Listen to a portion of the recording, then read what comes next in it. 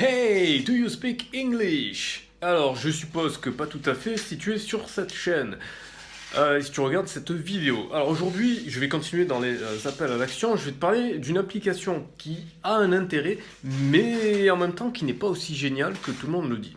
Alors cette application, c'est une application qui s'appelle Mosalingua. Alors Mosalingua, tu verras sur YouTube ou sur la blogosphère, beaucoup de gens qui en disent beaucoup de bien. Et ben moi je vais être un peu plus mitigé par rapport à ça. Mosalingua, ben finalement je préfère Duolingo que Mosalingua. Beaucoup de gens disent que c'est complémentaire, que ça va plus loin, que tu peux apprendre plein de phrases, etc. Oui mais non, parce que en fait il y a un truc qui s'appelle Word Reference, qui est un site web qui a aussi une application.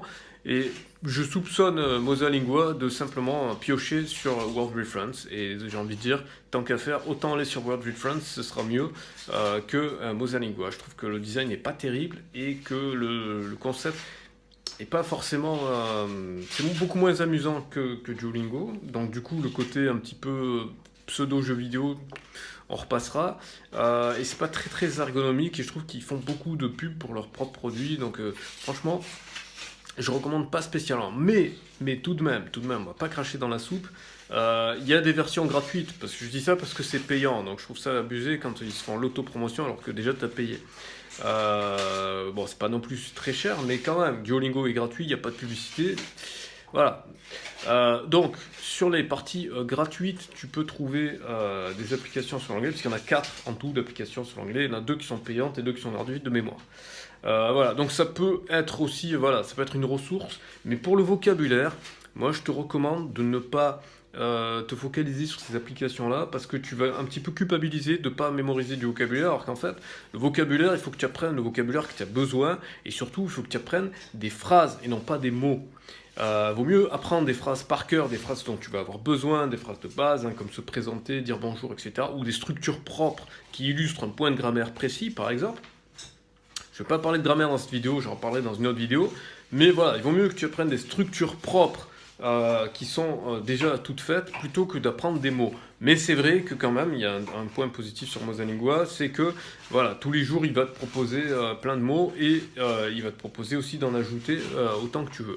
Donc moi, ce que je te recommande de faire, c'est de ne pas prendre leur version payante, de prendre des versions gratuites et de garder ça sous la main en mode Anki remasterisé.